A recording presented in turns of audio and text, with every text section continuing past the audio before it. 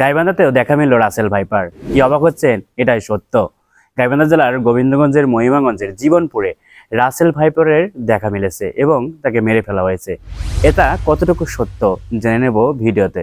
তার আগে জেনে নেই চলুন এই রাসেল ভাইপার সম্পর্কে। রাসেল ভাইপার বাংলায় চন্দ্রবোড়া, মানুষের মুখে মুখে রাসেল ভাইপার নামে পরিচিত। এই সাপ বাংলাদেশের এখন এক আতঙ্ক, সঙ্গে যোগ হয়েছে নানা গুজব। পৃথিবীতে রাসেল ভাইপারের দুটি প্রজাতি রয়েছে। একটি ডেভিয়া রাসেল, যার বিস্তৃত ভারত, পাকিস্তান, নেপাল, ভুটান, বাংলাদেশ ও শ্রীলঙ্কায়। ডেভিয়া সেলেমোনিয়া এর বিস্তৃত চীন, মিয়ানমার, ইন্দোনেশিয়া ও থাইল্যান্ডে। এই সাপের ধরন সম্পর্কে আগে একটু জেনে নেওয়া যাক।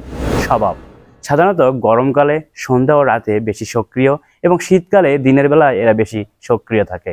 বাসস্থান: ফসলি জমি, খোলা এলাকা, ঝোপঝাড়, বনে প্রান্তে ঘুরে বেড়ায় এই রাসেল সাপ। খাবার মূলত ইঁদুর, টিকটিকি, ছোট ছোট প্রাণীগুলো খেয়ে থাকে এই রাসেল ভাইপার। প্রজননকাল: মে মাস থেকে জুন মাস, বিশেষ করে জুন জুলাইয়ে বেশি যৌন মিলনে সক্রিয় থাকে এরা এবং স্ত্রীর পেটে নিষিক্ত ডিম ধারণ করে। তারপরে 6 মাস পরেই 6 থেকে 63টি বাচ্চা প্রসব করে এই রাসেল ভাইপার। এই রাসেল ভাইপার বাংলাদেশের এক আতঙ্কের নাম। বর্তমানে গাইবান্ধা জেলার বিভিন্ন স্থানে ছড়িয়ে পড়তে দেখা দিয়েছে।